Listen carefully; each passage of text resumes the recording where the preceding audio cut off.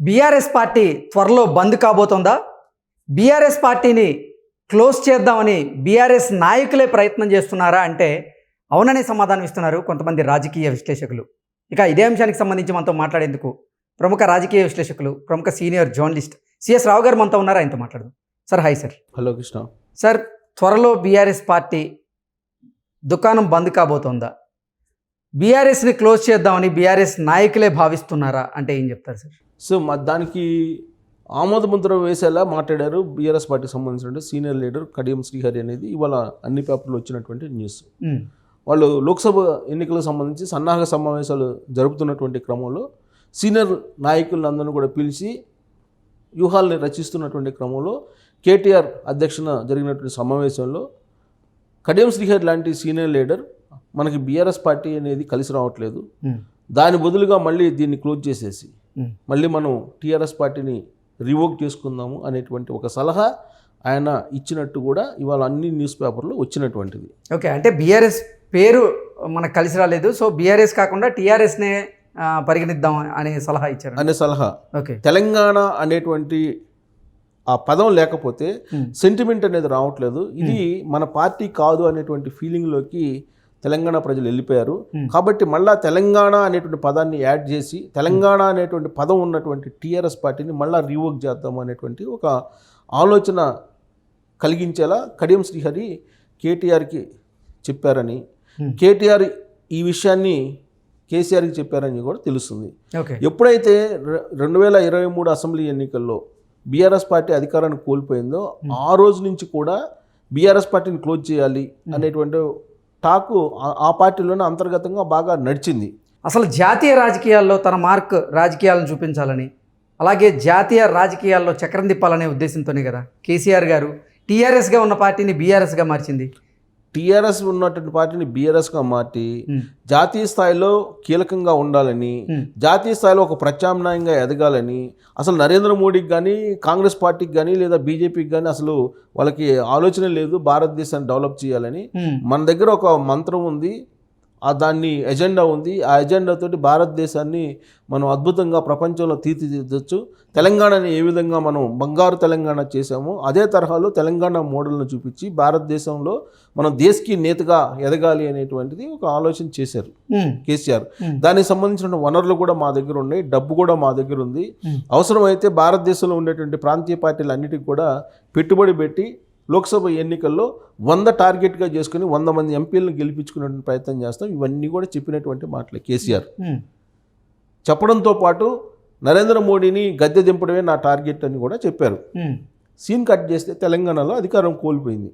అధికారం కోల్పోయిన తర్వాత సెంటిమెంట్ గుర్తొచ్చింది. ఎందుకనంటే మొత్తం ఆయన రాజకీయ ప్రయాణం 2001 నుంచి 2023 అసెంబ్లీ ఎన్నికల్లో అధికారం కోల్పోయేంత వరకు కూడా సెంటిమెంట్ని నమ్ముకున్నారు. సెంటిమెంట్ మీదనే మొత్తం కల్వకుంట్ల ఫ్యామిలీ కోట్ల రూపాయలు సంపాదించారు అనేది కాంగ్రెస్ పార్టీ చెప్తుంది, అలాగే విపక్షాలు కూడా చెప్తూ ఉన్నాయి. 2014 ముందు కల్వకుంట్ల ఆస్తులు, 2014 తర్వాత కల్వకుంట్ల ఆస్తులు లెక్కేస్తే వాళ్ళు బంగారు తెలంగాణని ఏ విధంగా నిర్మించారో అర్థమవుతుంది అనేది ఉద్యమకారులు చెప్తున్నారు, మనం కాదు, ఉద్యమకారులే చెప్తున్నారు. అసలు వాళ్ళ ఆస్తుల మీద ఎంక్వైరీ చేయండి అని చెప్పి చెప్తున్నారు. సో సరే, ఇదంతా ఒక ఎత్తు. అయితే ఫస్ట్ నుంచి కూడా కేసీఆర్ సెంటిమెంట్కి బాగా ప్రాధాన్యత ఇస్తుంటారు. సెంటిమెంట్ అనుకో లేదా మూఢనమ్మకాలు అనుకో, ప్రధానమంత్రి నరేంద్ర మోడీ కూడా ఒకనొక సందర్భంలో మూఢనమ్మకాలను పెంచి పోషిస్తున్నారు కేసీఆర్ అనేది ఆయన కూడా ఒక ప్రచారంలో ఆయన చెప్పడం జరిగింది. ఎన్నికల ప్రచారంలో కూడా చెప్పారు, మూఢనమ్మకాలను పెంచి పోషిస్తున్నారు, తెలంగాణలో కేసీఆర్ లాంటి వ్యక్తి ముఖ్యమంత్రిగా ఉండకూడదు అని చెప్పి ఆయన కూడా నరేంద్ర మోడీ కూడా చెప్పడం జరిగింది. సో కేసీఆర్ది మూఢనమ్మకమా లేదంటే సెంటిమెంటా అనేది పక్కన పెడితే ఆయన ముఖ్యమంత్రి అయినప్పటి నుంచి చేసినటువంటి కార్యక్రమాలు ఏంటంటే రాజసామల యాగం, సహస్ర చండీ యాగం, ఇలాంటివన్నీ కూడా చేసి ఆయన యాగశాలలు ఏర్పాటు చేసి విపక్షాలను నిర్వీర్యం చేసేదానికి ఇలాంటి యాగాలు చేస్తున్నానని చెప్పి ఆయన చెప్పడం జరిగింది. సరే, ఆయన డైరెక్ట్గా చెప్పకపోయినప్పటికీ ఆయన అనుచరులు చెప్పారు, ఈ యాగాలన్నీ ఎందుకు చేస్తున్నామంటే రాజసామల యాగం కానీ సహస్ర చండీ యాగం కానీ చండీ యాగం కానీ లేదా రుద్రయాగం కానీ ఇవన్నీ మేము ఎందుకు చేస్తున్నామంటే విపక్షాలను నిర్వీర్యం చేయడానికి అని చెప్పి అప్పట్లో చెప్పినటువంటి మాట. నిజంగా వాళ్ళు చెప్పినట్టు 2014 నుంచి 2019 వరకు విపక్షాలు నిర్వీర్యం అయిపోయినాయి. సరే ఆ మంత్రాలు పనిచేసినాయా లేకపోతే ఆయన గ్రహస్థితి పనిచేసిందా అనేది పక్కన పెడితే 2019 నుంచి 2023 వరకు కూడా పనిచేసింది. కానీ ఎల్లకాలం అది పనిచేయదు కదా, ఎల్లకాలం పనిచేయదు అని చెప్పి ఆధ్యాత్మికవేత్తలే చెప్తుంటారు. ఇంకోటి ఏంటంటే నీ గ్రహస్థితి బలంగా లేనప్పుడు ఈ పూజలు చేసి అదనంగా బలం తీసుకుంటే అవి రివర్స్ అయ్యి నేలకేసి కొట్టేటువంటి అవకాశం ఉందని చెప్పి కూడా ఆధ్యాత్మికతలు చెప్తుంటారు. బహుశా రెండోది ఇప్పుడు పనిచేస్తున్నట్టు కనిపిస్తుంది. ఇప్పుడు కేసీఆర్ ఓడిపోయిన తర్వాత ఇమీడియట్గా బాత్రూమ్ నుంచి పట్టడం, ఆయనకి హిప్ రీప్లేస్మెంట్ చేయడం ఇవన్నీ కూడా జరిగాయి. సో ఇక్కడ సెంటిమెంటు అలాగే మూఢనమ్మకాలకి ప్రాధాన్యత ఇచ్చేటువంటి కేసీఆర్ అసెంబ్లీకి కూడా వెళ్ళకూడదా వెళ్దామనే ఆలోచన ఆయనకి.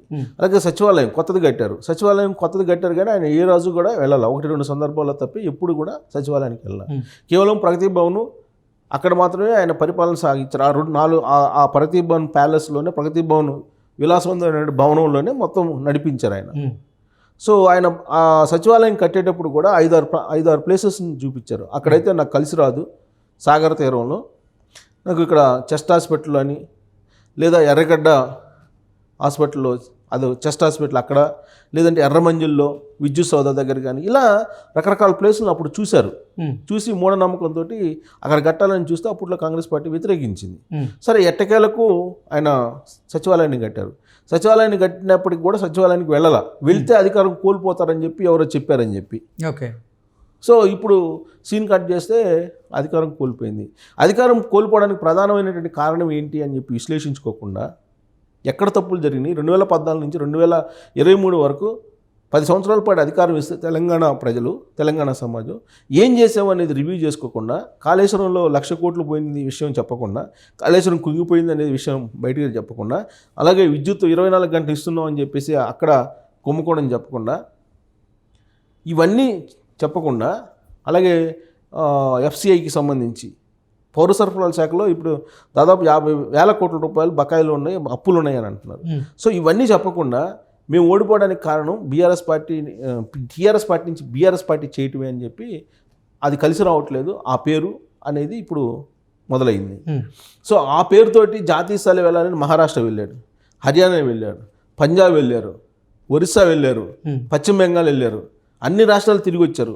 రాబోయేటువంటి రోజుల్లో నేను ప్రత్యామ్నాయ మార్గంగా నేను చూపిస్తాను, ఒక ప్రత్యామ్నాయ ఎజెండాను చూపిస్తాను, దానికి తెలితే తప్ప భారతదేశం వెలిగిపోదు, భారతదేశం వెళ్ళగాలంటే నా ఎజెండా తప్ప లేదు అని చెప్పి ఆయన వెళ్ళినటువంటి క్రమంలో ఇప్పుడు అసలు టీఆర్ఎస్ పార్టీని విలీనం చేసి బీఆర్ఎస్ పార్టీని తెచ్చుకున్నాడు ఆయన ఎన్నికల కమిషన్ దగ్గర. తెచ్చుకున్నటువంటి క్రమంలో కారు గుర్తుని ఆ లీగల్గా ఆ ప్రాసెస్ అంతా నడిపి కారు గుర్తు ఉండేలాగా బీఆర్ఎస్ పార్టీని తెచ్చుకున్నాడు. ఇప్పుడు మళ్ళా బీఆర్ఎస్ పార్టీని టీఆర్ఎస్ పార్టీగా మార్చుకోగలరా అంటే అది సాధ్యపడదు. ఎందుకంటే ఆల్రెడీ టీఆర్ఎస్ పార్టీ ఆల్రెడీ ఇంకోటి రిజిస్టర్ అయ్యి ఉంది. కాబట్టి ఇది విధానపరమైన నిర్ణయం కాబట్టి ఇన్నిసార్లు సాధ్యం కాదని చెప్పి ఎన్నికల కమిషన్ చెప్తుంది.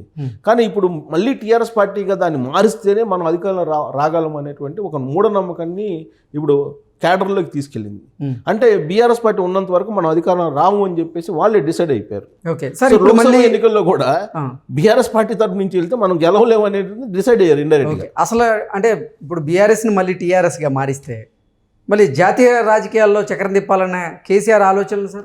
అసలు మనకు వద్దు జాతీయ రాజకీయాలు అంటున్నారు. ఇప్పుడు మీటింగ్ లో మనకు తెలంగాణ ఉంటే చాలు, జాతీయ రాజకీయాలు అవసరం లేదు, తెలంగాణలో పోయిన తర్వాత ఇంక మనకి జాతీయ రాజకీయాలు. కాబట్టి టీఆర్ఎస్ ఉంటేనే కానీ మళ్ళీ రాష్ట్రంలో కూడా అధికారంలో రాగలము, బీఆర్ఎస్ పార్టీతో అధికారంలో రాలేము. ఈ బీఆర్ఎస్ పార్టీ అనేది మనది కాదనే ఫీలింగ్లో తెలంగాణ ఓటర్లు ఉన్నారు. ఆ సెంటిమెంట్ అనేది ఆ లింక్ తెగిపోయింది తెలంగాణ సమాజానికి, అలాగే బీఆర్ఎస్ పార్టీకి. టీఆర్ఎస్ పార్టీకి తెలంగాణ సమాజానికి లింక్ ఉంది కానీ బీఆర్ఎస్ పార్టీతో లింక్ లేదు అనేటువంటి కాన్సెప్ట్తో 2% ఓట్ బ్యాంకు తారుమారు అయ్యింది. ఆ 2% ఓట్ బ్యాంక్తో మనం ఓడిపోయాం. కాబట్టి మళ్ళీ మనం టీఆర్ఎస్ పార్టీని తెచ్చుకుందాం, గులాబీ జెండాలు పాటేసుకుందాం అని చెప్పి టీఆర్ఎస్ పార్టీని మళ్ళీ తీసుకొచ్చుకుందాం అని చెప్పి ఒక నిర్ణయానికి వచ్చారు. బట్ అది సాధ్యం కాకపోవచ్చు. ఓకే.